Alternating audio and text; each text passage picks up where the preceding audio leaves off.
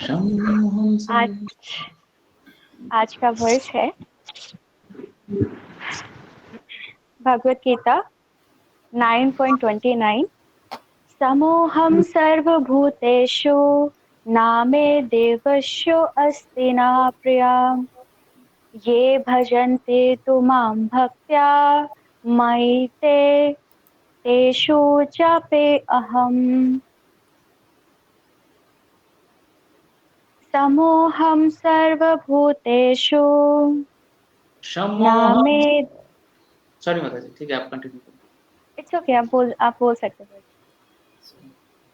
सम्मोहं समोहं सर्वभूतेषु सम्मोहं सर्वभूतेषु नामे देवेषु अस्ति न प्रिया। नामे देवसुस्ति न प्रिया। ये भजन्ते तु मां भक्त्या ये भजन्ति भजन्तु मां मां भक्त्या भक्ता मयि ते तेषु चापि अहम्। मयि ते ते तेषु चक्रे अहम्। चाप्य। समोहं सर्वभूतेषु सम्मोहं सर्वभूतेषु नामे देवेषु अस्ति न प्रिया। नामे नाम देवेष्वस्ति न नामे देवस्य प्रिया। अस्ति न प्रिया। ये भजन्ते तु मां भक्त्या ये ये भजन्ति भजन्ति तु मां मां भक्त्या भक्त्या मयि ते तेषु चापि अहम्। मयि मयि ते मयि ते तेषु च अहम्। अहम्। समोहं सर्वभूतेषु समोऽहं सर्वभूतेषु नामे देवेषु अस्ति न प्रियः। नामे नामे देश देवेष्वस्ति अस्ति न न प्रिया। प्रिया। ये भजन्ते तु मां भक्त्या ये ये भजन्ते भजन्ति तु मां मां भक्त्या भक्त्या मयि ते तेषु चापि अहम्। मयि ते मयि ते तेषु च तेषु चापे अहम्। आप कोई भी 3 डिवोटीज रिपीट कर सकते हैं, उसके बाद फिर हम आगे। सम्मोहं सर्वभूतेषु नामे देवस्ति न प्रिया। ये भजन्ति तु मां भक्त्या मयि ते तेषु चाप्यहम्। हरे कृष्ण। हरे कृष्ण। क्षमाहं सर्वभूतेषु नामृदिश्य अस्ति न प्रिया। ये तजन्ति तु मां भक्ता मयि ते तेषु चाप अहम्। हरे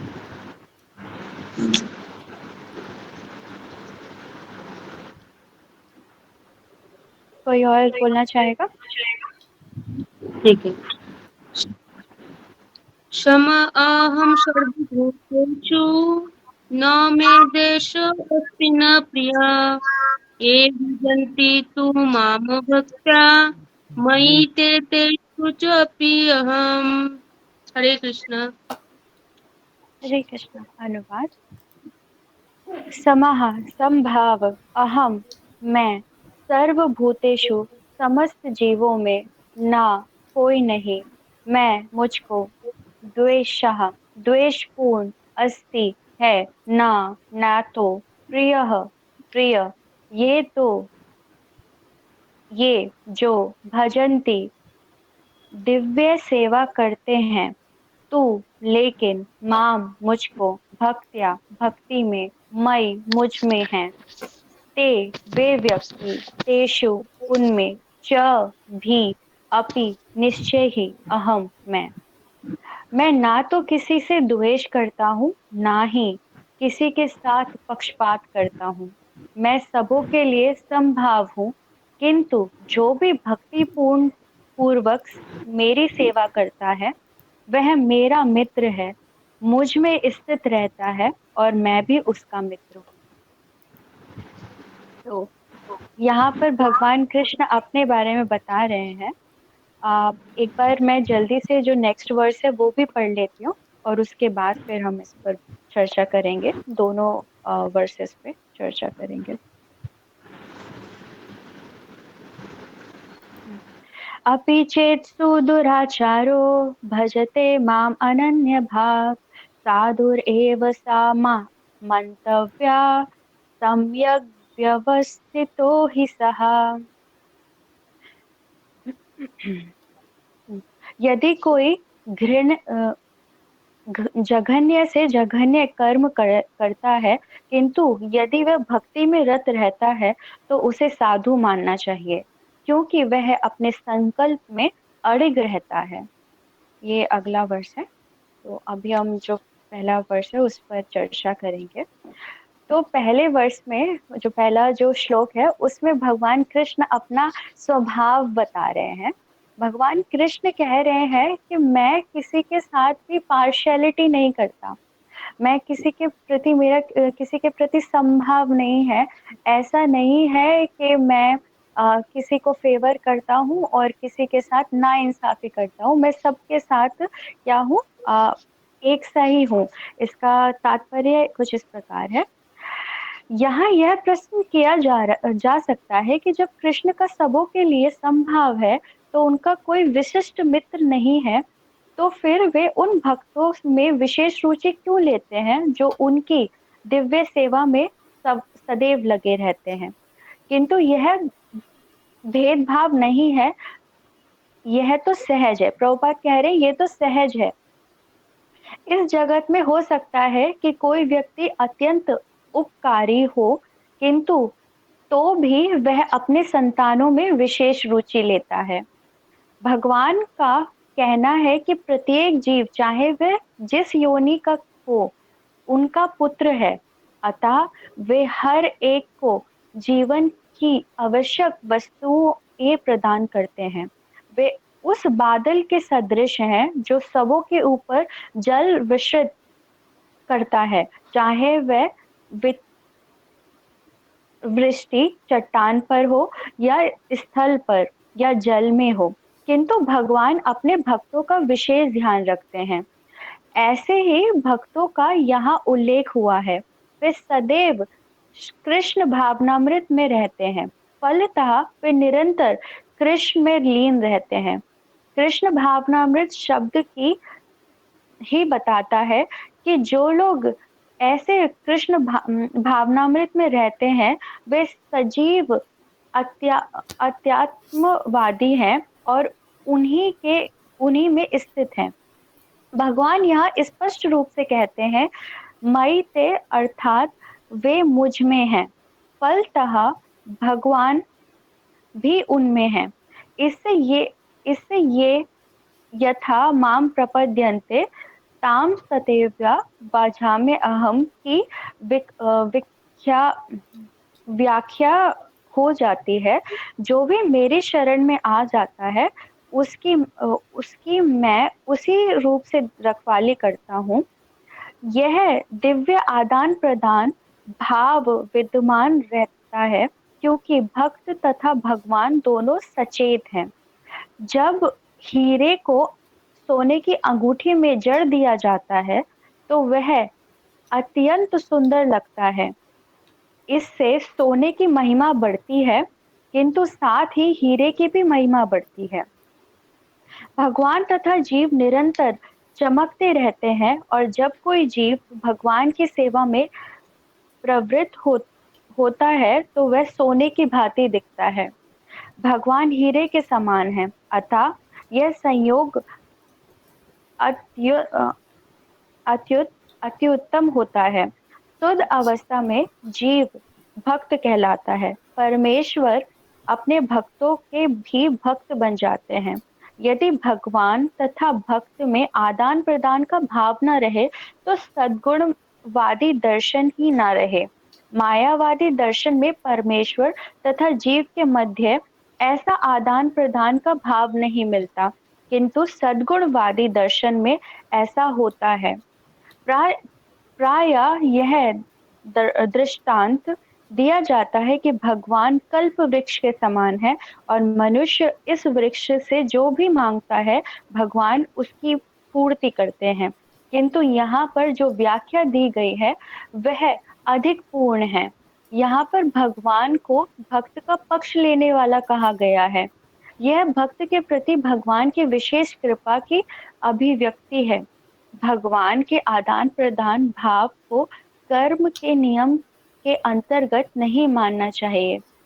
यह तो उस दिव्य अवस्था में संबंधित रहता है जिसमें भगवान तथा उनके भक्त कर्म करते हैं। भगवत भक्ति इस जगत का कार्य नहीं है, यह तो उस अध्यात्म जगत का अंश है, जहाँ शाश्वत आनंद तथा ज्ञान का प्राधान्य रहता है। हरे कृष्ण। तो यहाँ पर पहले भगवान कहते हैं कि वो किसी के भी साथ पार्शियल नहीं है, वो किसी के साथ भी भेदभाव नहीं करते हैं।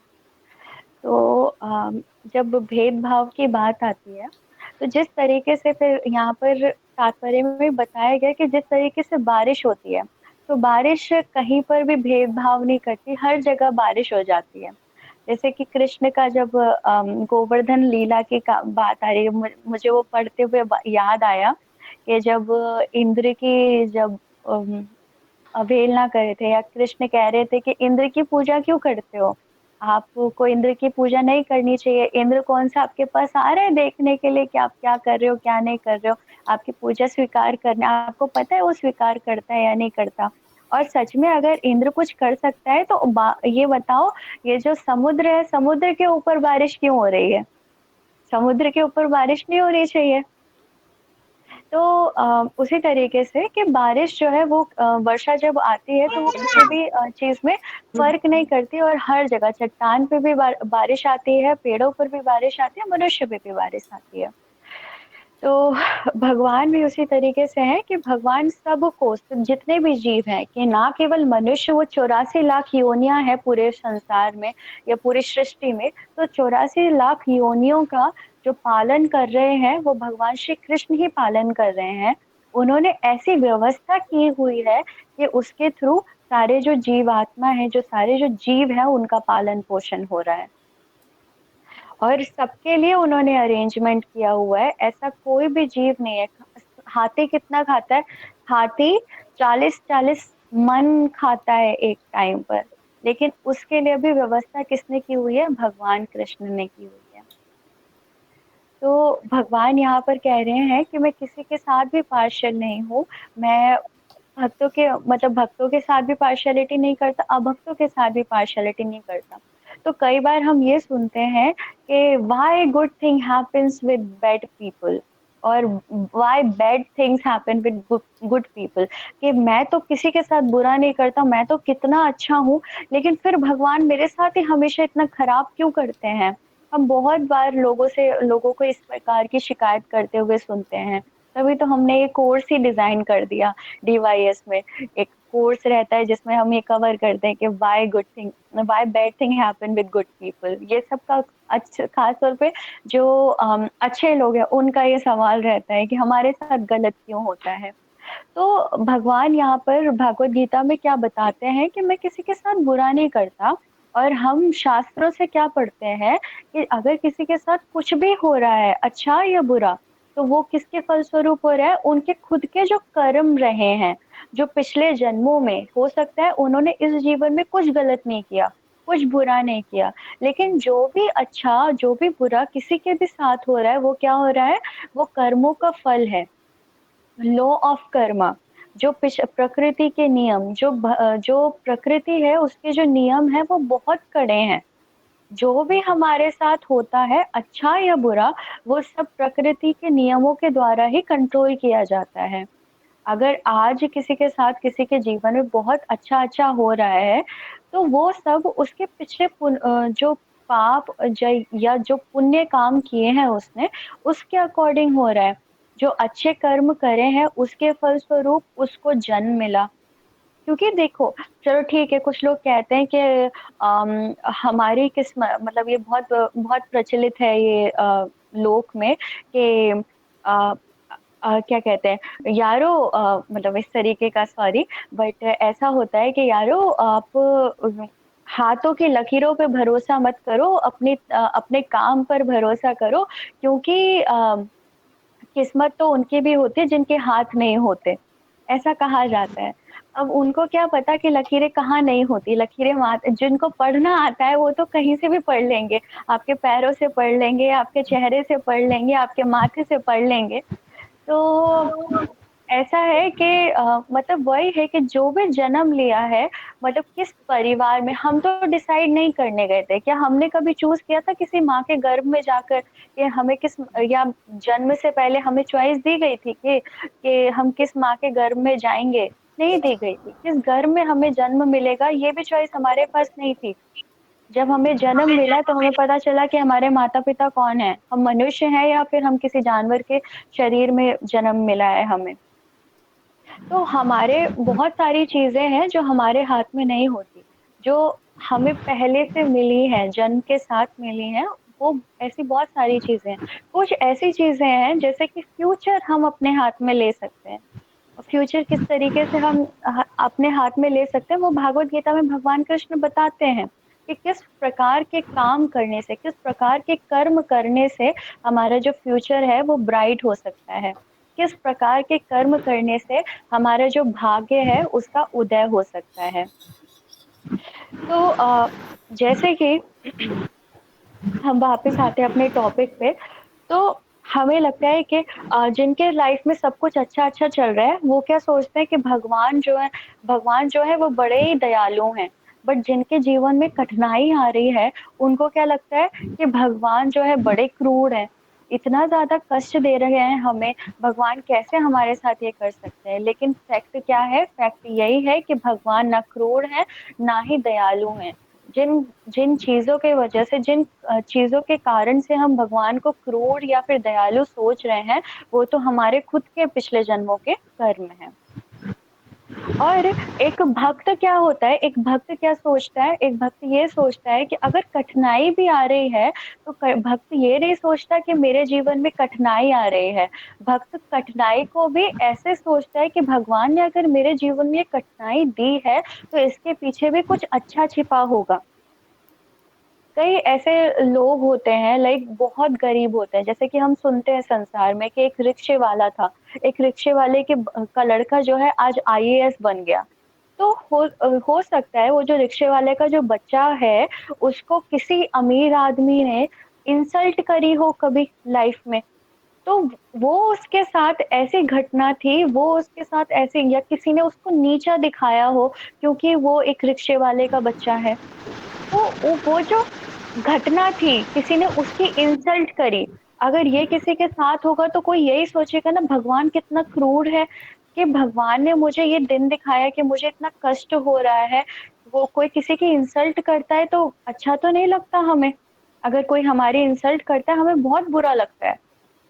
तो हमें हो सकता है उस समय उसको, उस बच्चे को बहुत खराब लगा हो, लेकिन उस जो जो उसको बुरा लग रहा था, उस फीलिंग को उसने क्या किया, उसने पॉजिटिव वे में लिया और उसने क्या ठान लिया कि मैं कुछ बन के दिखाऊँगा। और वही जो बुरे शब्द, जो अपशब्द थे, वही उसको प्रेरणा देते रहे और फिर एक दिन आगे चल के वो क्या, वो खुद इतना बड़ा आदमी बन गया, वो अफ़सर बन गया, वो आईएएस बन गया। तो ये बताओ, वो जो बुरा हुआ था उसके साथ, जो उसकी इंसल्ट हुई थी, वो अच्छी थी या बुरी थी? अगर वो इंसल्ट नहीं हुई होती, तो शायद ये भी, उसके पिताजी जो है वो रिक्शा चलाते थे, वो शायद ऑटो चला रहा होता, इतना ही पहुँच सकता था ना। लेकिन थोड़ा-सा बुरा हुआ उसके साथ और कितना बड़ा परिवर्तन आ गया, उसकी जो लाइफ़ थी वो यहाँ से यहाँ पहुँच गई। तो भगवान भी भगवान के जो भक्त हैं वो भी इसी तरीके से सोचते हैं कि अगर मेरे जीवन में ये कठिन परिस्थिति आई है, अगर मेरे जीवन में कुछ कठिनाई आ रही है, तो इसके पीछे भी भगवान ने कुछ मेरे लिए अच्छा ही सोचा होगा, भगवान मेरे लिए कुछ अच्छा ही कर रहे हैं। और इसी को कहते हैं सुहृदम सर्वभूतानां। ये जो विश्वास है, ये जो दृढ़ श्रद्धा है एक भक्त की भगवान पर, और क्योंकि उसके उसको श्रद्धा है भगवान पर, इसी वजह से इस श्रद्धा के कारण भगवान भी क्या हो जाता है, कंपेल हो जाते हैं उसको प्रेम करने के लिए, उसके विश्वास पर खड़े रहने के लिए क्या हो जाते हैं, फोर्स हो जाते हैं। पूरा मतलब उनको मजबूरन ये करना पड़ता है कि उसके लिए आना पड़ता है, खड़े रहना पड़ता है। लेकिन अगर हम भौतिक दृष्टि से देखना चाहेंगे, इसको समझना चाहेंगे, तो ये बड़ा ही मुश्किल है। इसको समझने के लिए, इस बात को समझने के लिए कि भगवान मेरा कभी भी बुरा सोच ही नहीं सकते, क्या होना चाहिए? हमें भगवान पर विश्वास होना चाहिए। जिस तरीके से प्रहलाद महाराज को था, प्रहलाद महाराज को क्या नहीं किया गया, प्रहलाद महाराज के साथ क्या नहीं किया हिरण्यकशिपु ने, ऊपर से गिरा दिया, चट्टान से गिरा दिया, अग्नि में भस्म करने की कोशिश करी, सांपों के बीच फेंक दिया, क्या नहीं किया हिरण्यकशिपु ने उसको मारने के लिए। लेकिन उनको क्या विश्वास था कि भगवान मेरी रक्षा जरूर करेंगे। तो यही विश्वास भक्तों को होता है। अब ये जो प्रकृति के नियम है ये बड़े ही कठोर हैं, और ये जो पूरा जो संसार है, ब्रह्मांड है, वो किसके द्वारा चल संचालित है? प्रकृति के नियमों के द्वारा। तो जैसे कि एक छोटा बच्चा है, अगर छोटा बच्चा आग के पास जाएगा या आग में अपना हाथ डालेगा, तो अग्नि, ऐसा तो नहीं है कि अग्नि उसको जलाएगी नहीं, अग्नि उसको भी जला देगी। उसी तरीके से ये जो प्रकृति के जो नियम है वो ऐसे ही है, ये किसी के साथ कॉम्प्रोमाइज नहीं करते। जैसे कि अगर आप सड़क पे जा रहे हो, सड़क पर आपने हेलमेट नहीं लगाया है, तो डेफिनेटली जो ट्रैफिक वाला है, जो ट्रैफिक पुलिस ऑफिसर हैं, वो क्या करेंगे, वो आपको रोकेंगे और चालान लगाएंगे। अब चाहे आप लड़की हो, औरत हो, आदमी हो, लड़का हो, वो डिस्क्रिमिनेट नहीं करेंगे, क्योंकि वो क्या कर रहे हैं, वो अपनी ड्यूटी कर रहे हैं, वो जो नियम सरकार ने बनाए हुए हैं उनका पालन कर रहे हैं।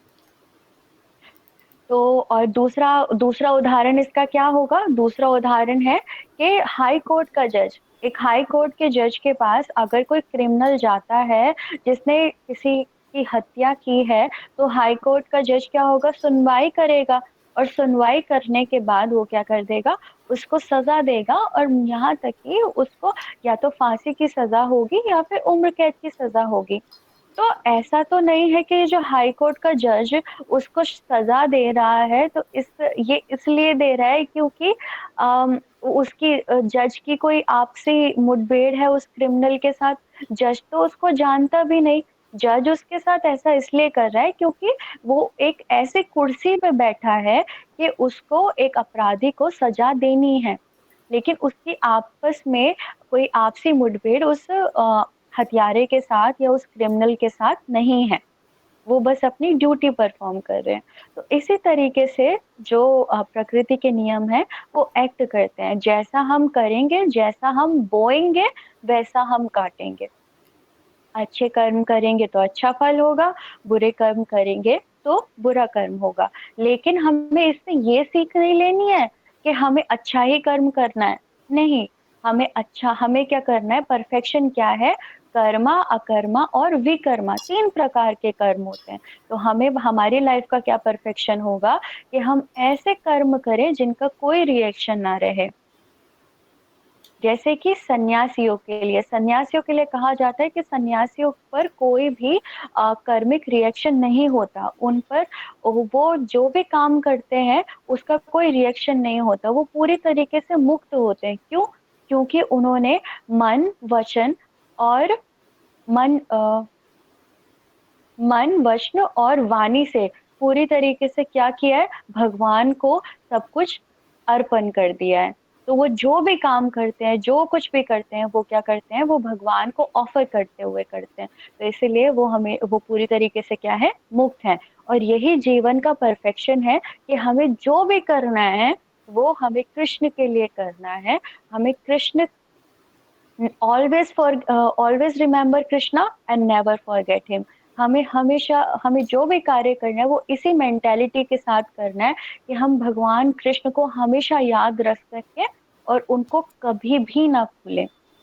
जितने भी कर्म हैं, जितने भी अच्छे कर्म, बुरे कर्म, जितनी भी साधना है, उसका परफेक्शन यही है कि हम जो भी करें वो भगवान कृष्ण को स्मरण करते हुए करें और उनको कभी भी ना भूलें। तो ये जो प्रकृति के नियम जो चल रहे हैं, ये किसके द्वारा चल रहे हैं? भगवान कृष्ण तो देखने भी नहीं आते कि कौन क्या कर रहा है, किसको क्या सजा मिल रही है, कौन कैसे दुखी है, नहीं देखते। क्योंकि भगवान ने क्या कर रखे हैं? भगवान ने अपने एजेंट लगा रखे हैं। जो 33 करोड़ देवी देवता हैं, वो क्या है? भगवान के एजेंट हैं। जिस तरीके से सरकार जो है, अब पीएम मोदी को तो नहीं पता कि आनंदमयी राधा क्या कर रही है, लेकिन आनंदमयी राधा का सारा जो सब कुछ चल रहा है, जीवन जो है वो चल रहा है। कैसे चल रहा है? क्योंकि पीएम मोदी ने या फिर जो गवर्नमेंट ने अलग अलग डिपार्टमेंट्स दिए हुए हैं, जिसकी वजह से मुझे मेरे जीवन को निर्वाह करने के लिए जितनी भी चीजें चाहिए, वो सब मुझे मिल रही हैं। अब मैं अगर अच्छी पढ़ाई करूँगी, मुझे अच्छी जॉब मिलेगी, अच्छी पोज़ीशन मिलेगी, मैं अच्छे ओहदे पर पहुँच जाऊँगी। अगर मैं अच्छे से पढ़ाई नहीं करूँगी, तो जो भी मेरे को जॉब मिलेगी, मुझे उसी से सैटिस्फाई रहना पड़ेगा। लेकिन पीएम मोदी को इससे कोई फ़र्क नहीं पड़ता कि आनंदमयी राधा क्या कर रही है, आनंदमयी राधा का कैसा जीवन चल रहा है। ऐसे मेरे जैसे करोड़ों लोग भारत में और भी हैं। ठीक, तो उसी तरीके से भगवान, क्योंकि पीएम मोदी को के और सोचने की भी ज़रूरत नहीं है कि मैं क्या कर रही हूँ, क्योंकि उनके पास अलग-अलग एजेंट हैं, जो कि चीज़ों को सँभालें। अगर मेरे घर में बिजली नहीं है, तो मैं जो बिजली बोर्ड है, जो इलेक्ट्रिसिटी बोर्ड है, मैं उसके पास जाऊँगी। जो मेरे लोकल एरिया में जो पावर सप्लाई के लिए रिस्पॉन्सिबल है, मैं उनके पास जाऊँगी और अपनी समस्या का समाधान करवाऊँगी। मुझे हर किसी चीज़ के लिए पीएम मोदी को फ़ोन करने की ज़रूरत नहीं है। तो उसी तरीके से जो हमारे जन्म मृत्यु या फिर जन्म मृत्यु के बाद जो कुछ भी होगा, उसके लिए भगवान ने यमराज को रिस्पॉन्सिबल बनाया हुआ है। और यमराज देखते हैं कि मृत्यु के बाद मुझे क्या, कौन सा दूसरा शरीर मिलना है, कौन सी सजा मिलनी है, क्या होना है मेरे साथ, ये सब यमराज देखेंगे। तो इससे हमें समझ आता है कि भगवान कृष्ण जो है, वो किसी को नहीं, ना तो दुख दे रहे हैं और ना ही खुशी दे रहे हैं। हमने कंक्लूजन यहाँ से ये निकाल लिया है कि भगवान कृष्ण किसी के साथ भी क्या पार्शियल नहीं है। ठीक, फिर जैसे कि शिशुपाल का उदाहरण आता है, तो शिशुपाल जो था, और भगवान ना किसी के साथ बुरा भी नहीं करते। अब ये चीज़ हम कैसे समझ सकते हैं कि भगवान क्यों नहीं करते, कैसे किसी के साथ बुरा नहीं करते, वो हम शिशुपाल के उदाहरण से समझ सकते हैं। भगवान के अंदर बिल्कुल भी ऐसा द्वेष भावना है ही नहीं। शिशुपाल क्या था? शिशुपाल जब छोटा था ना, छोटा बच्चा था, तब से भगवान कृष्ण के प्रति इतना द्वेष रखता था, इतना द्वेष रखता था। एक बार शिशुपाल की जो माँ थी, उन्होंने ज्योतिषी को उसकी जो कुंडली है, पत्री है, वो दिखाई। तो ज्योतिषी ने बताया कि इसकी जो मृत्यु है, ये जो तुम्हारा बालक है, इसकी मृत्यु जो है वो भगवान कृष्ण के हाथों होगी। जब ऐसा सुना उनकी माँ ने, तो वो माँ उनकी जो माँ है, वो कृष्ण के पास गई और कृष्ण से हाथ जोड़कर कहने लगी कि हे कृष्ण, प्लीज मेरे बच्चे को मत मारना। कोई भी माँ यही प्रार्थना करती है, अपने बच्चे की सलामती और उसकी खुशी के लिए प्रार्थना करती है। तो उसी प्रकार जो मैया है, वो गई और कृष्ण के साथ सामने गिड़गिड़ाने लगी, उनसे माफी मांगने लगी और अपने बच्चे की रक्षा के लिए उनसे विनती करने लगी। तो भगवान कृष्ण ने उनको बोला कि देखिए मैया, मैं बिल्कुल शिशुपाल को कुछ नहीं कहूंगा, जब तक वो 100 गालियां पार नहीं कर देता। जब तक वो एक साथ मुझे 100 गालियां नहीं दे देता, तब तक मैं कुछ नहीं कहूंगा। लेकिन जिस दिन उसने मुझे 100 गालियां दे दी एक साथ, तो फिर मैं उसको छोड़ूंगा, मतलब फिर मेरे हाथ में कुछ नहीं रहेगा और फिर शायद मुझे मारना पड़े। तो ये कंडीशन उन्होंने उसके सामने रख दी। अभी शिशुपाल जब देखता भगवान कृष्ण को, इतनी गालियां सुना देता, इतनी गालियां सुना देता, इतने अपशब्द बोल देता, तू तो भगोड़ा है, तू तो मतलब कुछ भी बोल सकते हैं। तो वो इतनी गालियां देता था, लेकिन हमेशा क्या होता था, भगवान कृष्ण उसको माफ कर देते हैं, क्योंकि उनकी कंडीशन थी, जब तक 100 गालियां पार नहीं होंगी तब तक मैं कुछ नहीं खाऊंगा। ठीक। लेकिन एक जब राजसूय यज्ञ हुआ तो अर्जुन भी खड़े थे, युधिष्ठिर महाराज भी खड़े थे, और मतलब ये राजसूय यज्ञ में तो सारे जितने भी राजा होते हैं पृथ्वी के सब आते हैं, तो सब लोग खड़े थे और सबके सामने शिशुपाल ने भगवान कृष्ण की इतनी बुराइयां करी, इतना कुछ सुनाया भगवान कृष्ण को, बहुत अपशब्द बोले। और भगवान कृष्ण शांत होकर बस खड़े हुए थे, इसमें हास्य था उनके मुख पर, और वो बस खड़े थे, सुन रहे थे। और यहाँ तक कि जो युधिष्ठिर महाराज थे, अर्जुन थे, उनको भी इतना खराब लग रहा था कि क्या करें। और उनको पता था, मतलब भगवान के प्रति अगर कोई एक शब्द भी बोल देता है, कोई एक शब्द भी अपशब्द यूज करता है, तो उसको जन्म जन्मांतर तक नरक जाना पड़ता है, वो इतना पाप का भागीदार हो जाता है। और यहाँ पर ये शिशुपाल इतने बुरे बुरे शब्द कहे जा रहा था, नॉन स्टॉप चल रहा था उसका। और क्या हुआ, तभी कहते इस बार उसने 100 की जो लिमिट थी वो क्रॉस कर दी। जैसे ही 100 की लिमिट क्रॉस हुई, तुरंत भगवान का सुदर्शन गया और उसका सर जो है वो धड़ से अलग कर दिया। अब शिशुपाल नहीं बचा। और सबने क्या देखा, सबसे ज्यादा अचंभे वाली बात क्या थी कि शिशुपाल की जो आत्मा है वो निकली और भगवान कृष्ण के शरीर में प्रवेश कर गई। तो यहाँ से हम देख सकते हैं कि भगवान किसी के प्रति भी द्वेष नहीं रखते। जो भगवान को इतनी गालियां दे रहा है, जो भगवान के बारे में इतना बुरा बुरा बोल रहा है, उसको भी भगवान ने मुक्ति दे दी। तो फिर भगवान अगर अपने शत्रु के प्रति या जो उनका द्वेषी है उसके प्रति भी कोई कोई बुरी फीलिंग नहीं रख रहे हैं, कोई दोष नहीं रख रहे हैं, कोई दोष नहीं मान रहे हैं, तो फिर वो किसके प्रति द्वेष मानेंगे। हम तो केवल उनकी संतान मात्र है ना, हमारी तो कोई भी वैल्यू नहीं है उनके सामने, हम कुछ भी नहीं है। क्या है, हम क्या है, बस उनके अंश मात्र। और हम क्या, लेकिन हमारी जो पोजीशन है, हम इस बात को भूल चुके हैं कि हम क्या है, भगवान के अंश हैं। और इसी वजह से हम यहाँ पर फंसे हुए हैं और हम ये मानने के लिए तैयार नहीं हैं। लेकिन जैसे ही कोई भगवान की सेवा करने शुरू कर देता है, जैसे ही भगवान की और मतलब हम कितने गिरे हुए हैं। भगवान तो अपने द्वेषियों का भी बुरा नहीं चाहते हैं।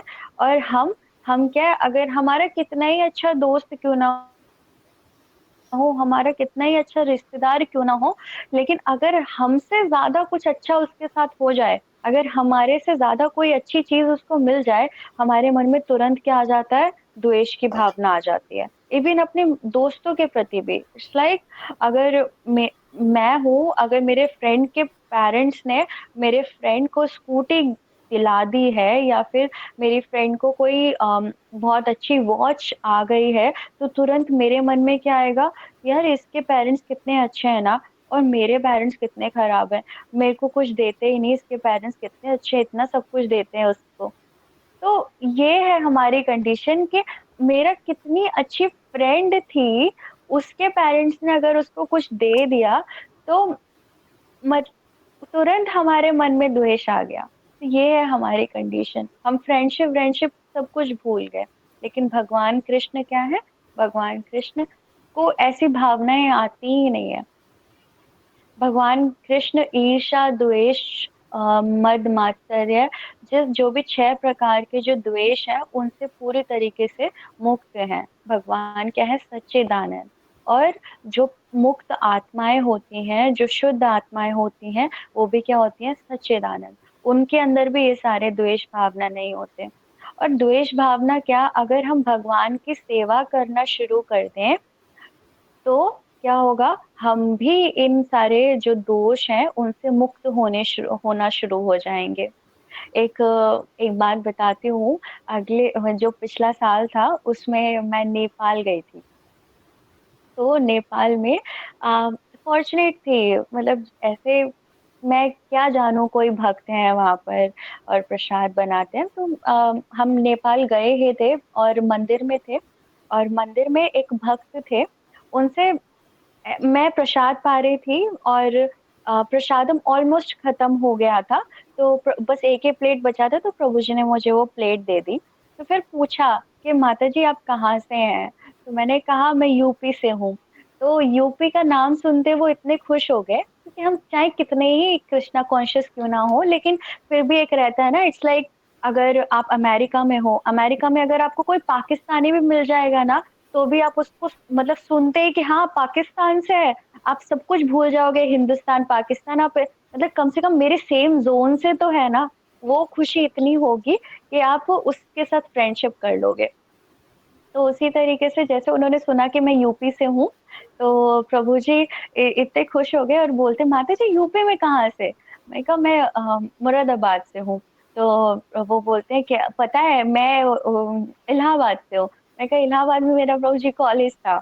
तो बोलते वाह माता जी मैं इलाहाबाद से हूँ, मैं इलाहाबाद टेम्पल भी जाता था और फिर मैं पढ़ाई के लिए नेपाल आया था। तो ऐसे मतलब बहुत साफ दिल था उनका। तो वो ऐसे बताने लगे कि माता जी मेरे से एज में छोटे ही रहे होंगे प्रभु। तो बोलते हैं कि माता जी मैं इलाहाबाद से हूँ और मैं कॉलेज पढ़ाई के लिए आया था नेपाल में। और फिर मैं नेपाल मतलब मैं एक बार बहुत परेशान था लाइफ में, तो मैं मंदिर आया और मंदिर में मुझे इतना अच्छा लगा, यहाँ के भक्त इतने अच्छे हैं, तो फिर मैं फुल टाइम हो गया और अभी मैं किचन में सेवा कर रहा हूँ। ये जो आप अचार खा रहे हो ना, लॉप्सी वहाँ पे बहुत रहती है। लॉप्सी एक फल होता है, तो उसका अचार बनता है। तो बोलते हैं ये जो अचार खा रहे हो ना, ये मैंने ही बनाया है। मैं तो जानता ही नहीं था खाना कैसे बनता है। और फिर उसके लेकिन अभी देखो भगवान सेवा ले रहे हैं और मैं कितना अच्छा खाना बना पाता हूँ, सब लोग भक्त बहुत तारीफ करते हैं, खुश है सारे भक्त सेवा से। तो फिर बोलते हैं कि देखो ना हम बाहर थे तो कितने खराब थे, कितनी सारी बुराइयां थी, मुझे बाहर की दुनिया बिल्कुल नहीं पसंद है। और जब से मैं मंदिर आया हूँ ना, मेरे दिल में मेरे हृदय में इतना चेंज आ गया है कि मतलब मैं देख पाता हूँ कि मेरे अंदर से जो बुराइयां हैं वो जा रही हैं। मैं मन में सोच रही थी कि ये जो भक्त हैं ये इतने अच्छे से सेवा कर रहे हैं, जिसकी वजह से ये देख पा रहे हैं, जो परिवर्तन है वो महसूस कर पा रहे हैं, क्योंकि वो बहुत अच्छे से सेवा कर रहे हैं। तो वो नोटिस कर पा रहे हैं कि उनके हृदय में चेंज आ रहा है, उनके जीवन में चेंज आ रहा है, उनके विचारधाराओं में चेंज आ रहा है, और वो उस चेंज को, उस परिवर्तन को एक्सपीरियंस कर पा रहे हैं। और ये होना चाहिए। भगवान क्या कह रहे हैं? भगवान यही कह रहे हैं, जब आप मेरी प्रेममय सेवा करोगे तो आप क्या होगे? म- जो मेरी प्रेममय सेवा करता है, सेवा से ही मित्रता बढ़ती है, और वो मित्र बन जाता है, वो भगवान से प्रेम करने लगता है और भगवान उसको प्रेम करने लगते हैं। तो सेवा के जरिए हम भगवान के साथ मतलब लोग कहते हैं कि अगर भगवान है तो मेरे सामने दिखाओ। मतलब जैसे हिरण्यकशिपु कहता था तेरा विष्णु इस खंबे में है, इट्स लाइक तेरा विष्णु कहाँ है? प्रहलाद महाराज कहते हैं कि वो कण कण में है। अच्छा कण कण में है क्या, इस खंबे में है? तो भगवान उस खंबे से भी प्रकट हो गए। लेकिन हर कोई तो इतना बड़ा नहीं है डीमन, और हर कोई प्रहलाद महाराज भी नहीं है कि हमारे लिए खंबे से भगवान प्रकट हो जाए। अगर हम प्योर हो जाएं तो शायद हो भी जाए। बट लोग यही कहते हैं ना, ऑफ कोर्स तुम हिरण्यकशिपु हो, कलयुग के छोटे हिरण्यकशिपु हो। तो कहते हैं लोग कि हमें भगवान को देखना है, लेकिन तुम्हारी क्वालिफिकेशन क्या है? तुम्हारे मतलब do you have any qualification to see God? आपके पास कोई क्वालिफिकेशन है कि आप भगवान को देखेंगे, आप देख पाए? तो भगवान को देखने का रास्ता कहाँ से आता है?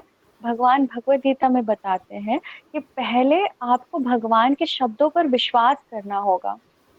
भगवान ऐसे ही हैं, उनको ना चाहिए सरेंडर चाहिए, बिना सरेंडर कुछ नहीं करेंगे।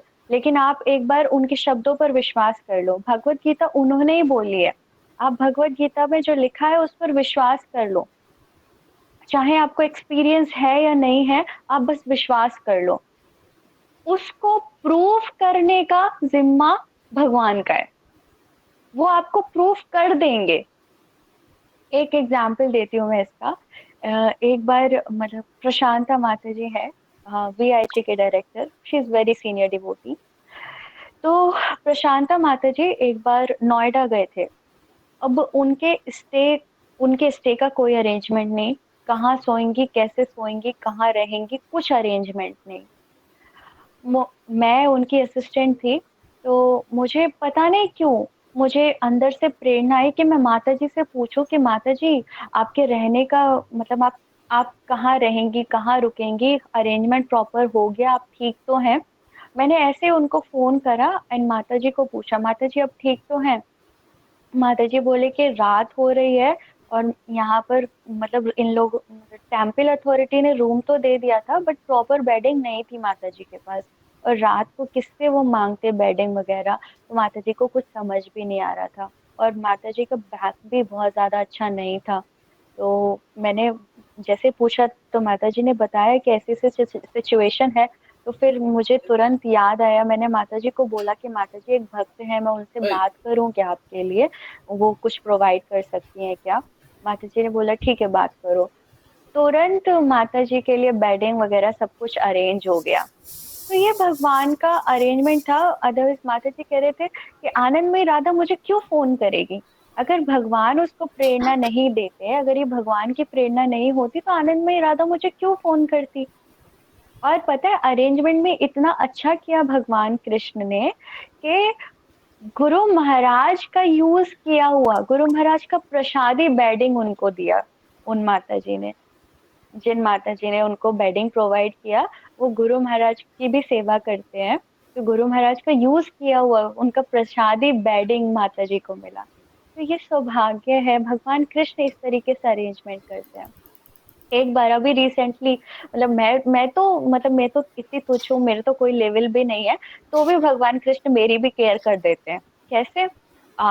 अभी आ रही थी मैं रिसेंटली जब महाअभिषेक हुआ था, कि 10 साल बाद, 10 साल से मैं वेट करी थी महाअभिषेक का, और 10 साल के बाद भगवान कृष्ण ने मुझे अलाउ किया कि मैं महाअभिषेक के दर्शन कर सकूं लाइव। तो मैं मायापुर गई थी, मायापुर से वापस आते हुए मैं जिन माता जी के यहाँ रुकी थी, मैं उनके यहाँ पर ही अपने मोबाइल का चार्जर भूल गई। अब मोबाइल में कुछ घंटे तो चल जाता, बट पूरा पूरा सब कुछ मतलब पूरा रास्ता, पूरी रात का सफर, मोबाइल तो डिस्चार्ज हो जाता, तो चार्जर तो चाहिए था बट मैं भूल गई। और ये बात मुझे याद भी नहीं रही कि मैं भूल गई हूँ चार्जर। रास्ते में मैंने मतलब मैं सोशल मीडिया थोड़ा यूज करती हूँ, तो मैंने स्टेटस डाला कि on the way to Kolkata. रास्ते में मेरे पास एक प्रभु जी का मैसेज आया, माता जी आप मेरी एक हेल्प कर सकते हो? मैंने कहा हाँ प्रभु जी बताइए क्या हेल्प करना है। बोले माता जी, मेरा मैं जब घर से आया था ना, तो मैं चार्जर भूल गया अपने फोन का, और वो मुझे बहुत ज्यादा जरूरी है, मुझे चाहिए वो। आप प्लीज मेरे लिए वो चार्जर ले आओगे मायापुर से, कोलकाता से? वो मतलब मैं अपने भाई को बोल दूंगा, वो आपकी जहाँ सीट रहेगी ना, आपकी जो ट्रेन में जहाँ पर सीट रहेगी वो वहां पर दे देगा आपको चार्जर। आपको कुछ परेशानी नहीं होगी, आप प्लीज चार्जर ले आना मेरा। तो मैं सोचने लगी कि वो प्रभु जी मुझे क्यों चार्जर लाने के लिए बोलेंगे, और वो भी उस पॉइंट ऑफ टाइम पे जब मैं अपना चार्जर भूल चुकी हूँ। और चार्जर कितने का आता है? लोकल मतलब लोकल चार्जर 100-200 रुपए में, 300 रुपए में आ जाता है ना। कोई कोलकाता से मुझे केवल चार्जर लाने के लिए बोलेगा? ऑफ कोर्स कोई दुकान पड़ती थी तो मैं शायद ले लेती, लेकिन मुझे पता नहीं कहाँ जाना पड़ता चार्जर खरीदने के लिए। लेकिन भगवान ने क्या कहा, ऑन सीट डिलीवर करवा दिया चार्जर। तो ये भगवान की कृपा नहीं, भगवान की पार्शियलिटी नहीं, या भगवान की केयर नहीं तो और क्या है? तो फिर इसी श्लोक में भगवान कहते हैं, भगवान जब कहते हैं कि भगवान ने क्या कहा, बट भगवान ने इस श्लोक में बोला है कि वैसे तो मैं सबके लिए सम हूँ, मैं किसी के साथ भी पार्शियल नहीं हूँ, लेकिन लेकिन जैसे मतलब मैंने किसी को पैसे उधार दिए हैं और मैं उससे बोलूँ तुम वापस तो कर दोगे, तो वो बोले हाँ मैं कर दूंगा, लेकिन जब मेरे पास होंगे तब। तो जैसे उसने लेकिन बोला, हमारे कान खड़े हो गए, ये लेकिन क्यों बोला? तो उसी तरीके से भगवान कृष्ण का सीन है कि वैसे तो बोला कि मैं किसी के साथ पार्शियल नहीं हूँ, लेकिन मेरे भक्त जो मेरी सेवा कर रहे हैं, प्रेम से कर रहे हैं, अनन्यता से कर रहे हैं, मैं उनके लिए मित्र हूँ। वो मेरे मित्र हैं और मैं उनका मित्र हूँ, और मैं उनके साथ पार्शियल हूँ। तो भगवान का है ऐसा नेचर कि वो ना अपने शब्दों से पलट जाते हैं, वो अपने शब्दों पे टिके नहीं रहते। भगवान पलट जाते हैं अपने शब्दों से। और ये इसमें तो इस श्लोक में तो हद ही कर दी, हद ही पार कर दी। पहली लाइन में बोल रहे कि मैं किसी के साथ पार्शियल नहीं हूँ, और दूसरी लाइन में बोल दिया कि मैं पार्शियल हूँ अपने भक्तों के प्रति। तो वही भगवान मतलब प्रभुपाद ने तात्पर्य में भी एक्सप्लेन किया है कि कोई कितना भी अच्छा, मतलब कितना ही बड़ा समाज का सेवक हो सकता है, लेकिन अपने बच्चों के प्रति सबका बहुत ज्यादा स्नेह रहता है। तो उसी तरीके से भगवान कृष्ण जो है वो सबके लिए सम हो सकते हैं, सबके लिए, मतलब सबका जो मैनेज कर रहे हैं वो यमराज कर रहे हैं या लॉज ऑफ कर्मा के थ्रू सबका सब मैनेजमेंट हो रहा है। लेकिन अपने भक्तों का मैनेजमेंट वो कैसे करते हैं, वो खुद स्वयं देखते हैं। तो इसका भी उदाहरण कितना अच्छा है कि जब जब महाभारत हो रही थी, तो महाभारत युद्ध के समय दुर्योधन ने भीष्म देव के पास गए, दुर्योधन।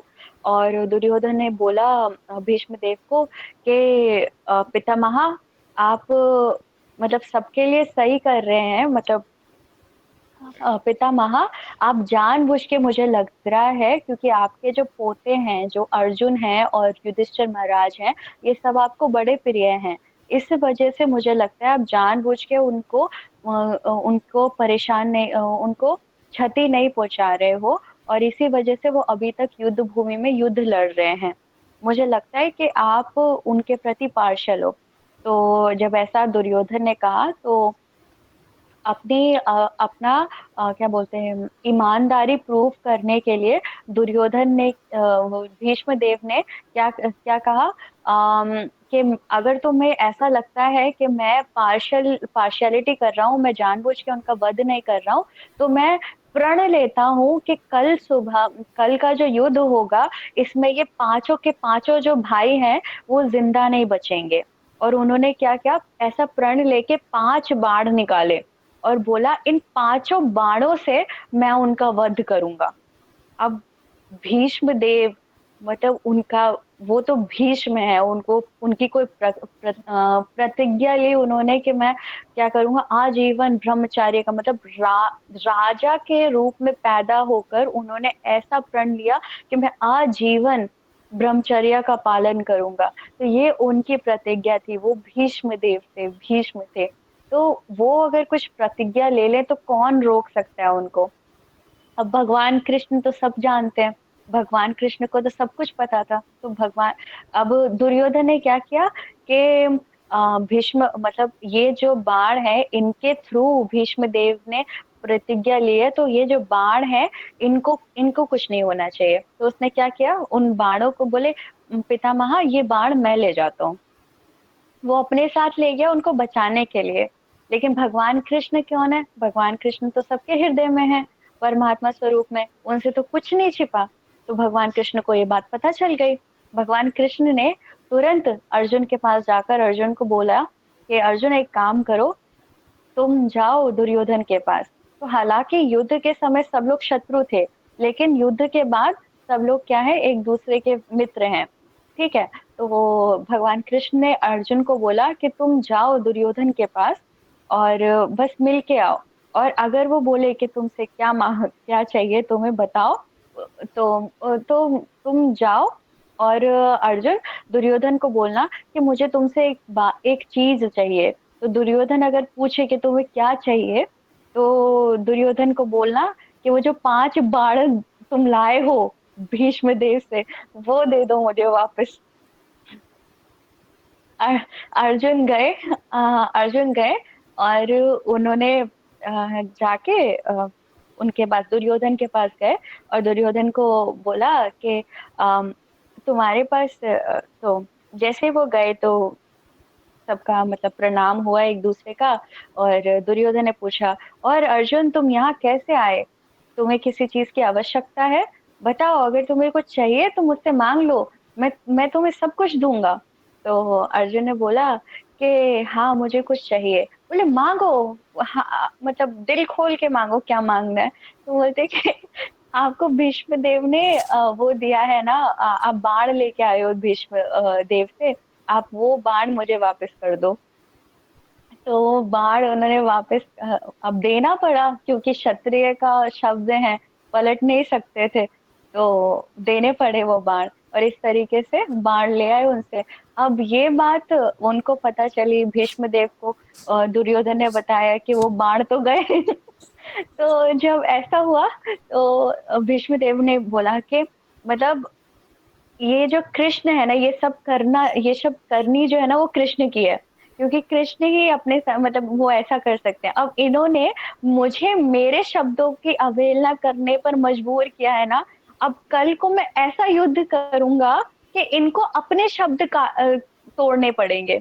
भगवान कृष्ण ने क्या बोला था कि मैं प्रण मतलब मैं, क्योंकि तुम दोनों, दुर्योधन की पार्टी और अर्जुन की पार्टी, दोनों मेरे दिल के क्लोज हो, तो मैं फाइट नहीं कर सकता, किसी भी एक तरफ से मैं फाइट नहीं कर सकता हूँ। दुर्योधन और अर्जुन दोनों गए थे पूछने कृष्ण के पास कि कृष्ण क्या करेंगे युद्ध में। तो दुर्योधन ने तो भगवान कृष्ण की सेना ले ली, अर्जुन ने खुशी खुशी भगवान कृष्ण को अपना लिया। और उन्होंने बोला था, कृष्ण ने बोला था कि मैं फाइट नहीं करूंगा, अगर किसी को मुझे लेना है तो ऐसे ही ले लो, लेकिन मैं फाइट नहीं करूंगा, एक तुम में से सेना ले लो। दुर्योधन ने खुशी खुशी सेना ले ली, भगवान और अर्जुन ने भगवान को ले लिया, हालांकि भगवान ने बोला था मैं फाइट नहीं करूंगा। तो भगवान के शब्द थे कि मैं युद्ध नहीं लड़ूंगा, लेकिन अर्जुन ने अर्जुन ने फिर भी एक्सेप्ट कर लिया। अब भीष्म देव ने जब बोला कि मैं कल को इनको विवश कर दूंगा अपना प्रण तोड़ने में, कि ये युद्ध नहीं लड़ेंगे, इनको युद्ध लड़ना पड़ेगा। अब क्या हुआ, अगले दिन युद्ध क्षेत्र में भीष्म देव ने अर्जुन पर इतने बाण चलाए, इतने बाण चलाए, एक बाण तो क्या हुआ, बिल्कुल मतलब बिल्कुल गर्दन पे आने वाला था। तो भगवान कृष्ण को समझा, उन्होंने ऐसे पैर मारा अपना कि घोड़े को नीचे झुकना पड़ा, और ऐसे वो बाण जो है अर्जुन के जो मस्तक पर वो था, मुकुट था, उसको छूकर उसको गिराकर चला गया। फिर उसके बाद भी भीष्मदेव रुक ही नहीं रहे थे, रुक ही नहीं रहे थे। तुरंत क्या किया, भगवान कृष्ण उतरे, और जो रथ का जो पहिया था उसको लेकर भागे भीष्म देव की तरफ, दौड़ते हुए भीष्म देव को मारने के लिए। वो तो अर्जुन उनके पैर पकड़ लिए अर्जुन ने, और अर्जुन गिर गए उनके पैरों पर, बोले कि माफ कर दो और रोक दो, अपना अपना जो शब्द है उनको इस तरीके से मत तोड़ो, आपने प्रण लिया है कि आप नहीं नहीं युद्ध लड़ोगे। तो इस तरीके से भीष्म देव ने भी, ये भक्त और भगवान के बीच का आदान प्रदान है, कि भीष्म देव ने भी उनको फोर्स कर दिया कि भगवान कृष्ण भी समझ गए और उन्होंने अपने शब्दों को तोड़ दिया, वो उन्होंने पहिया उठा लिया मारने के लिए। ऐसा होता है भगवान और भक्तों के बीच का जो रेसिप्रोकेशन होता है। अभी थोड़ा अगला जो श्लोक था उसको देख लेते हैं। तो हमें क्या करना है, हमें भगवान कृष्ण की सेवा करनी है। अगर हम सेवा करेंगे तो हम भगवान के प्रिय बन जाएंगे। अगला श्लोक है, अगले श्लोक में कुछ कुछ खास शब्द हैं, उन पर उन मतलब पूरा तात्पर्य नहीं पढ़ूंगी, थोड़ा थोड़ा तात्पर्य पढ़ के थोड़ा सा ब्रीफली मैं समझा देती हूँ।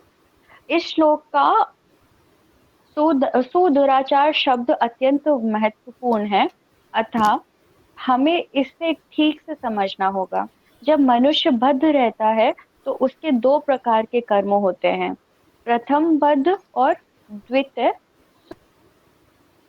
जिस प्रकार शरीर की रक्षा करना या समाज तथा राज्यों के नियमों का पालन करने के लिए तरह तरह के कर्म करने होते हैं, उसी प्रकार से बद्ध जीव को प्रसंग में भक्तों के लिए कर्म होता है जो बद्ध कहलाते हैं।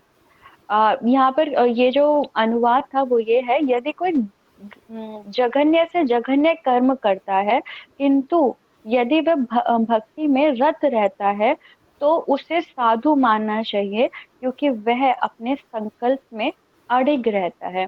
अब ये जो श्लोक है ये बड़ा ही पावरफुल है, कई बार मतलब इसका मिसयूज भी कर सकते हैं लोग, लेकिन ये समझना चाहिए ये जो श्लोक है ना, ये श्लोक हमारे लिए एप्लीकेबल नहीं है। अगर मैं सोचूं ये मेरे लिए एप्लीकेबल है तो ये गलत है। लेकिन दूसरों के केस में मुझे हमेशा इसको अप्लाई करना चाहिए। तो अगर मैं किसी भक्त को कुछ गलत करते हुए देखूं या मुझे लगे कि ये जो भक्त है कुछ गलत कर रहा है, तो मुझे क्या करना चाहिए? मुझे तुरंत इस श्लोक को याद करना चाहिए और समझना चाहिए कि नहीं, मतलब किसी भक्त को गलत करते हुए भी देख कर भी मुझे ये समझना है कि उसने गलत नहीं किया है, वो शुद्ध भक्त है। ठीक है, ये हमारी समझ होनी चाहिए। और ऐसा हमें क्यों करना है? क्योंकि भगवान ने हमें ऐसा करने के लिए कहा है, इसलिए हमें करना है। अब हो सकता है, मान लो, और मतलब प्रैक्टिकल भी है ना, अगर हम इसकी प्रैक्टिकलिटी देखें तो समझ सकते हैं कि हम जो है हम भौतिक जगत से आए हैं। अब किसी की अपब्रिंगिंग कैसी है हमें नहीं पता, कौन कैसे क्लचेस में फंसा हुआ था हमें नहीं पता। लेकिन हमें क्या देखना चाहिए कि वो भक्ति करने की कोशिश कर रहा है और भक्ति ही कर रहा है, किसी और प्रोसेस में नहीं है। ऐसा नहीं है कि वो भक्ति भी कर रहा है साथ के साथ बाकी मतलब दूसरे अनुष्ठान भी कर रहा है, यज्ञ भी कर रहा है, हवन भी कर रहा है। और मतलब ऐसा नहीं है, उसने पूरी तरीके से भगवान कृष्ण की शरण ही ले रखी है। अंततः उसको यही विश्वास है कि चाहे मैं कितना ही खराब हूं, लेकिन भगवान कृष्ण के अलावा मेरा कोई आश्रय नहीं है। मान लो कोई भक्ति में आने के पहले वो सिगरेट पीता था, दिन की 15-20 सिगरेट पी जाता था। अभी वो जब भक्ति में आया है, उसको समझ आया है, उसको पता चला है कि सिगरेट पीना गलत बात है। तो उसने क्या किया, उसकी सिगरेट पीना की आदत जो है वो कम हो गई है। अब वो दिन की 2 सिगरेट पीता है, लेकिन और उसने कम कर दिया। लेकिन अगर कोई नॉन डिवोटी या फिर नया डिवोटी जाकर, ये नया क्या, इवन पुराना डिवोटी जो उसको नहीं जानता है, वो उसने उसको मंदिर में क्या देखा था, तिलक लगाए, कंठी पहने, या कंठी ना पहने एटलीस्ट तिलक लगाए, धोती कुर्ते में देखा था संडे प्रोग्राम में। लेकिन वही बंदा आज बस स्टॉप पे खड़ा हुआ एक सिगरेट पी रहा है। तो ये जो डिवोटी है वो क्या सोचेगा, यार ये कैसा डिवोटी है, सिगरेट पी रहा है। बट उसको उसकी हिस्ट्री का नहीं पता ना, उसके पास्ट का नहीं पता। ये वो बंदा है जो 15-20 सिगरेट पीता था, आज केवल 1 या 2 सिगरेट पी रहा है। उसकी इंटेंसिटी तो कम हो गई। और डेफिनेटली भगवान कृष्ण इस श्लोक में क्या कह रहे हैं, ये भी मैं पढ़ना चाहूंगी। साधु रेव शब्द अत्यंत प्रभावात्मक है। ये अभक्तों को सावधान करता है कि अकस्मात पतन के कारण भक्त का उपहास नहीं किया जाना चाहिए, उसे तभी साधु ही मानना चाहिए। मत मत्वया शब्द भी इससे ही अधिक तो इससे भी अधिक बलशाली है। यदि कोई इस नियम को नहीं मानता तो भक्त पर उसके पत्न के कारण हंसता है, तो वह भगवान के आदेशों की अवज्ञा करता है। भक्त की एकमात्र योग्यता यह है कि वह अविचल तथा अनन्य भाव से भक्ति में तत्पर रहता है। तो भक्त क्या करता है, भगवान, वही मैंने बताया ना, कि अगर आपको किसी का पतन हो गया और आप क्या है, आप उसका उपहास कर रहे हो। मान लो आपने उस बंदे को, जो लड़का है उसको सिगरेट पीते हुए देखा, और नेक्स्ट डे बाकी आपने 4 लोगों में और बता दिया, और नेक्स्ट संडे जब आपने उस लड़के को देखा तो आप हंस रहे हो उसका मजाक उड़ाते हुए। हाँ हाँ हाँ हाँ हाँ, मैंने तो ये इसको देखा था, ये तो बस स्टॉप पे खड़े होके सिगरेट पी रहा था, अब आया है बड़ा तिलक लगा के और धोती कुर्ता पहन के। तो ये क्या है, ये गलत बात है। आपने उसको देखा है, लेकिन फिर भी आपको क्या सोचना चाहिए, आपको सोचना चाहिए एटलीस्ट ये ट्राई तो कर रहा है। और आपको ये श्लोक का याद आना चाहिए, आपको समझना चाहिए कि भगवान कृष्ण क्या है। क्योंकि ये भगवान कृष्ण की सेवा में लग रहा है, एक दिन ये भी प्यूरिफाई हो जाएगा। हो सकता है कि कुछ कमी बाकी हो, लेकिन ये क्या है, प्यूरिफाई हो जाएगा और ये भी शुद्ध भक्त बन जाएगा। हमारे मन में ये विचार आना चाहिए। फिर एक नरसिंह पुराण से में कहा गया है, कहने का अर्थ यह है कि यदि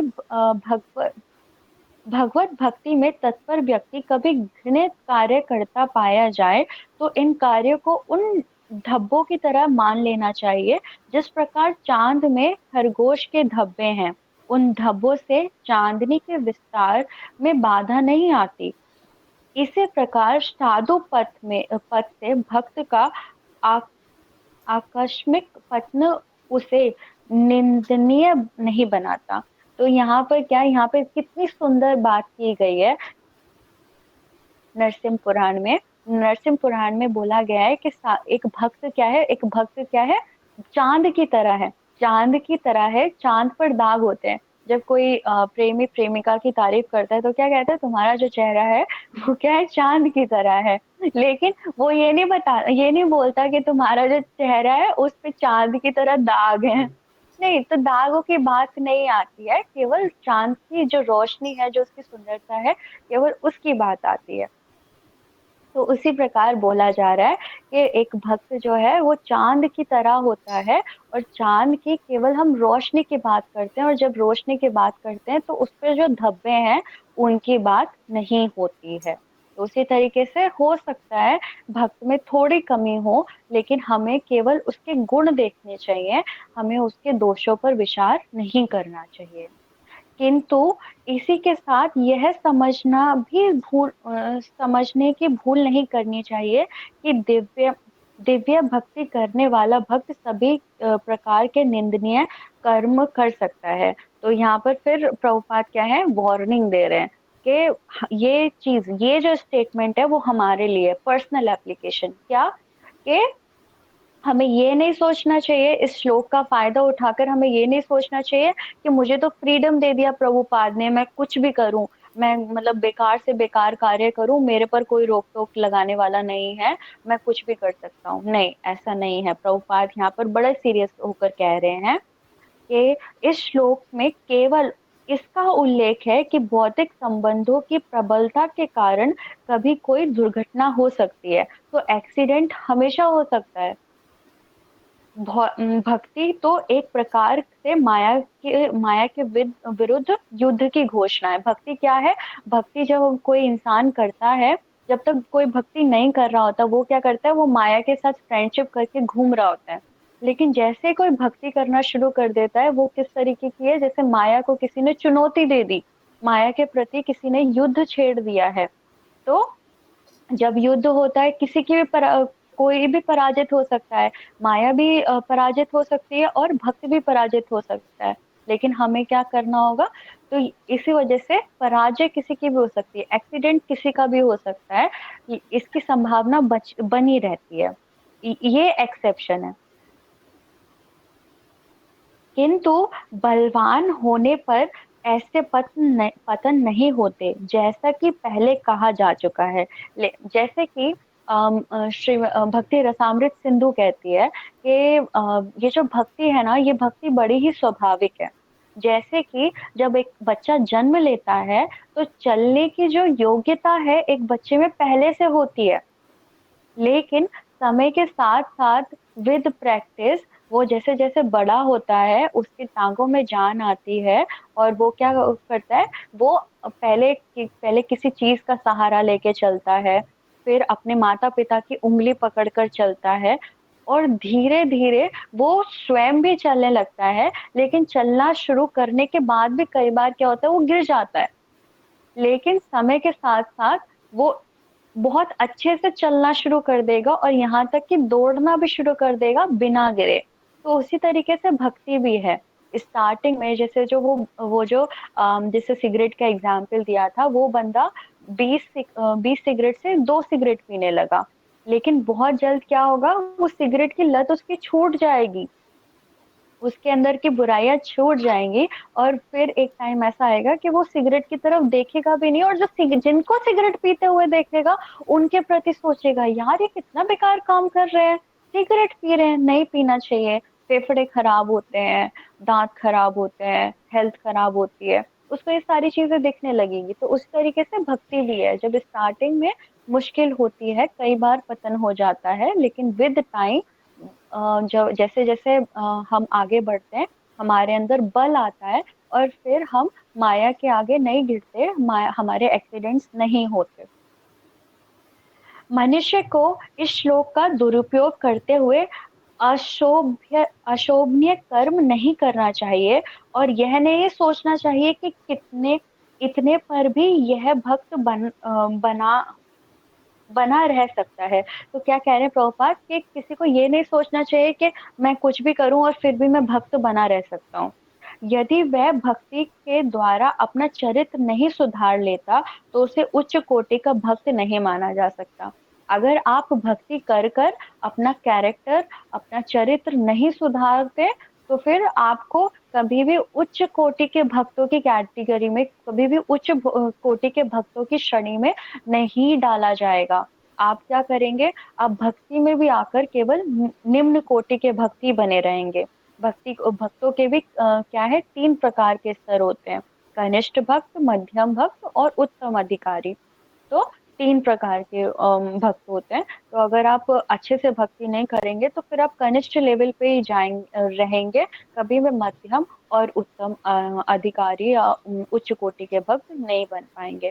तो इसलिए हमें हमारे बारे में जब हमारी बात आती है, तो हमें हमेशा कोशिश करनी चाहिए कि नहीं करना, कुछ गलत कार्य नहीं करना, और अगर हो भी रहा है तो हमारे मन में पश्चाताप होना चाहिए, उसके प्रति हमें बुरा लगना चाहिए, और हमें प्रार्थना करनी चाहिए गुरु परंपरा से, भगवान से, कि वो हमें इस सिचुएशन से निकाले, हमें हमारे जो दोष हैं उनसे ऊपर उठने में मदद करें।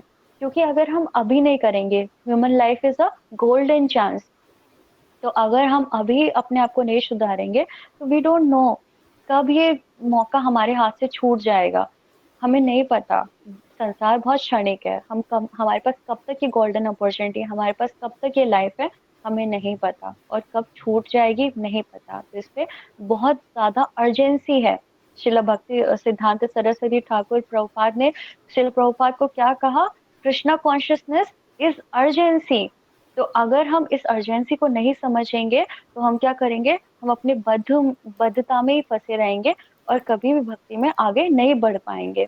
एक भक्त होता है जिसको समझ आती है अर्जेंसी, वो क्या करता है? बहुत कम कम उम्र में या बहुत कम सालों में ही, मतलब इट्स लाइक बस 2 साल हुए हैं, मिनिमम क्राइटेरिया यूजुअली दीक्षा का क्या होता है कि 2-2.5 साल होने चाहिए 16 माला करते हुए। तो एक भक्त होता है, वो जल्दी से जल्दी, मतलब भक्तों के संग में आया है, उसने बुक्स पढ़ी है प्रभुपाद की, उसको समझ आया फिलोसफी, और उसने उसने क्या ठान लिया है कि मुझे सारे नियम पालन करने, कठिनाई आ रही है उसके बाद भी सारे नियम पालन करने, और जल्दी जल्दी जल्दी जल्दी उसने क्या किया? दीक्षा ले ली, क्योंकि उसको समझ आ रही है देयर इज एन अर्जेंसी। और दूसरा भक्त होता है जिसको नहीं समझ आ रहा कि देयर इज अर्जेंसी। अर्जेंसी मतलब बहुत, मतलब हमें जल्दी करने की जरूरत है, क्योंकि कृष्ण भावनामृत क्या है कि हर जीव की रिक्वायरमेंट है, और जल्दी जल्दी इस पे प्रगति करने की जरूरत है, क्योंकि हमारे पास समय जो है लिमिटेड है। हमें नहीं पता, मतलब हमारा तो दुर्भाग्य ऐसा है कि हमें यही नहीं पता कि हमें हमारे पास कितना समय है, कब ये मौका हमारे हाथ से चला जाएगा, कब हमारे पास से गोल्डन अपॉर्चुनिटी छीन जाएगी। तो there is always an urgency, and we need to understand it, and we need to act and progress according to it. उसके अनुसार ही हमें प्रगति करनी है, उसी के अनुसार हमें एक्ट करना है। ठीक है, चलिए इसके साथ हम समाप्त करते हैं। बहुत हरी लेट हो बोल। गया है, माफी चाहूंगी इसके लिए अगर बहुत ज्यादा लेट हो गया है तो। हरी बोल हरि माता बोल। जी, हरी हरि बोल। बोल। हरी बोल बहुत माता जी, अच्छा बहुत लगा। अच्छा लगा माता जी। हरि बोल, हरे बहुत कृष्ण माता अच्छा। जी, बहुत हरि बढ़िया बोल। बहुत अच्छा लगा। ठीक, बहुत अच्छा बहुत लगा। अच्छा हरे आप लोग कृष्णा। का बहुत बहुत आप लोग का बहुत बहुत धन्यवाद। आप इतने ध्यान से सुनते हैं और मुझे बुलाते हैं, आपने बुलाया दोबारा से, उसके लिए भी बहुत बहुत धन्यवाद। और इतना प्रेम देने के लिए बहुत बहुत हरी बोल। धन्यवाद। अम, इसके पहले कि मैं क्वेश्चंस लेना शुरू करूं, मैं लूंगी क्वेश्चंस, बट एक क्वेश्चन था पिछली क्लास में कि भगवान ना कोई भी भगवान का नेचर है, खासतौर पे प्रचारकों के लिए कहा जाता है कि मेरे मेरे एक टीचर थे भक्ति शास्त्री करते हुए, आदि पुरुष प्रभु, तो वो कहते थे कि अगर कोई क्वेश्चन पूछे ना, और कई बार हमें ये लगता है कि नहीं हमें इसका आंसर नहीं आता, तो भगवान या तो हृदय में प्रेरणा दे देते हैं, उसका आंसर बता देते हैं, या फिर जल्दी से जल्दी उसका आंसर कहीं से सुनवा देंगे, आपको बता देंगे। तो मतलब ऐसा होता है जैसे भगवान हृदय में बैठे हों और ऐसे ऐसे खुसर खुसर करके बता देते हैं क्वेश्चन, और सच में वो सही आंसर निकलवा देते हैं। तो ये भगवान, ये प्रचारकों पे थोड़ी कृपा करते हैं भगवान की। तो पिछली बार एक क्वेश्चन था कि एक प्रभु जी ने पूछा था कि बलि महाराज को नर्क क्यों जाना पड़ा। तो अगले ही दिन एक जपा टॉक में सुन रही थी, तो प्रभु जी ने उसका उत्तर दिया, और उत्तर ये था क्योंकि बलि महाराज अपना ना, मतलब हालांकि मतलब जब वामन देव को बलि महाराज ने बोला कि आप वामन देव ने 3 पग भूमि मांगी, और बलि महाराज ने बोला कि ठीक है मैं दे दूंगा, लेकिन फिर वो दे नहीं पाए। उन्होंने एक एक पग में उन्होंने पूरा धरती कवर कर लिया, दूसरे पग में उन्होंने पूरा आकाश कवर कर लिया, तीसरा पग रखने के लिए जगह ही नहीं थी। तो फिर उन्होंने अपना अपना सर दे दिया, बट एक्चुअली वो अपना प्रण पूरा नहीं कर पाए। तो इसी वजह से उनको नर्क लोक जाना पड़ा। ये कारण था। आपने पूछा था कि नर्क क्यों जाना पड़ा, तो नर्क इसलिए जाना पड़ा क्योंकि हमें वो अपना प्रण पूरा नहीं कर पाए। और इसके साथ साथ हमें भी ये हमारे लिए भी एक वार्निंग है। ये उसी लेक्चर का पार्ट है, मैं यहाँ पर इंक्लूड कर देती हूँ उसको। ये हमारे लिए भी वार्निंग है कि हमने भी प्रण लिए हैं, हमने भी दीक्षा ली है, हमने भी अपने स्पिरिचुअल लाइफ के लिए प्रण लिए हैं। तो हमारे हमारे लिए भी बहुत ज्यादा जरूरी है कि जो प्रण हमने लिए हैं उनको हम पालन करें, उनको तोड़े ना। क्योंकि बलि महाराज ने केवल एक प्रण तोड़ा तो उनको नर्क जाना पड़ा। तो अगर हम भी वैसा करेंगे तो हमारी स्थिति क्या होगी। हमने भी तो गुरु परंपरा, भगवान, अग्निदेव सबको साक्षी मानते हुए हमने प्रण लिया है कि हम नियमों का पालन करेंगे। तो ये हमें थोड़ा सावधान रहना होगा। ये हमारे लिए भी चेतावनी है। वही भगवान जो भी करते हैं अपने या अपने भक्तों के माध्यम से जो भी करवाते हैं, वो हमारे लिए, हमें कुछ सिखाने के लिए करवाते हैं। तो ये सीख हम यहाँ से ले सकते हैं। ठीक। अब जी। आपका अगर कोई क्वेश्चन है तो आप पूछ सकते हैं।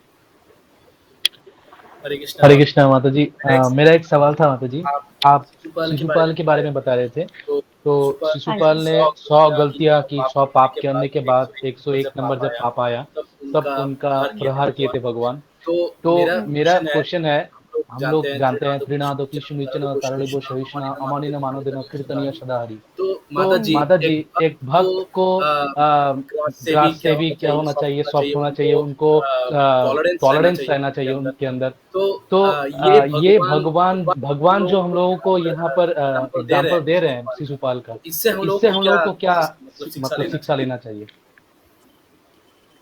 पहली बात तो ये कि मतलब उसकी डेस्टिनी ऐसी थी कि भगवान के हाथों से ही उसका वध होना था। दूसरी बात ये कि मतलब इवन वध हुआ, लेकिन भगवान ने उसकी स्थिति क्या करी। भगवान ने उसको मोक्ष प्रदान कर दिया। वो भगवान की बॉडी में जाकर ही लीन हो गया। तो भगवान ने ऐसा नहीं है कि मतलब ये उसका कर्म था, और भगवान ने उसकी माँ को शब्द दिए थे, तो उनकी पूर्ति थी। बट इससे ये नहीं कह सकते कि मतलब भगवान ने दोष लिया शिशुपाल से। नहीं, दोष नहीं लिया। अगर दोष दिया होता तो मुक्ति देते क्या? नहीं देते। बट मुक्ति दे दी, तो इस वजह से दोष तो नहीं लिया। तो जो चैतन्य महाप्रभु ने कहा है, और अमानी ना अमान देन, मतलब देखिए, हमें दूसरों को हमेशा मान देना चाहिए। इसमें हमारा ही फायदा है। क्योंकि अगर हम दूसरों को मान नहीं देंगे तो डेफिनेटली हम उनके प्रति अपराध करेंगे, उनको गलत नजरों से देखेंगे। और जो हम उनसे ले सकते हैं, जो जो चीज वो हमें सिखा सकते हैं, हम कभी नहीं सीख पाएंगे। तो यही है। अब यही सीख सकते हैं कि भगवान ने हमें हम ये सीख सकते हैं कि हमें दूसरों के दोषों को नहीं देखना चाहिए, और हमेशा ज्यादा से ज्यादा क्षमा करने की कोशिश करनी चाहिए। और एक्चुअली पता है परफेक्शन क्या है? अभी स्टार्टिंग में तो हम यहाँ से शुरू करेंगे कि हम दूसरों के दोष ना देखें और उनको माफ कर दें या उनको क्षमा कर दें। लेकिन एक टाइम पे ऐसा होगा कि उनके दोषों में भी हमें अच्छाइयाँ दिखेंगी। अभी उनके पता है उनके दोष हम क्यों देख पाते हैं? क्योंकि क्योंकि हमारे अंदर वो दोष है। कोई चोर है, ये हम देख के ही समझ जाएंगे उसकी दृष्टि से, क्योंकि हमने कभी चोरी करी है। जिसने कभी चोरी नहीं की है उसको पता ही नहीं कि चोर कैसा दिखता है, और उसको ये भी नहीं पता कि चोर कैसी दृष्टि रखता है। लेकिन क्योंकि हमने पास्ट में चोरी करी है, इसलिए हमें पता है कि चोर कैसा दिखता है और कैसे देखता है, और हम जज कर सकते हैं, समझ सकते हैं कि हाँ ये चोर है। तो सारे दोषों के साथ यही है, कोई हमसे ईर्ष्या कर रहा है, ये बात हम समझ सकते हैं क्योंकि हमने किसी के साथ ईर्ष्या करी है, या फिर हो सकता है हम उसके साथ ईर्ष्या कर रहे हैं। तो यही है। हरे कृष्णा। धन्यवाद जी। हरे कृष्ण प्रभु, हरे कृष्ण वो दंडोत प्रणाम। दंडोत हाँ, बहुत अच्छा माता जी आज क्लास परिवेशन किया। बहुत अच्छा कमेंटरी दिया है और क्लियर बात की है सब क्लास में। बहुत अच्छा लगा सबको। थैंक यू हरे प्रभु कृष्ण जी। माता जी। हरे कृष्णा। और कैसे?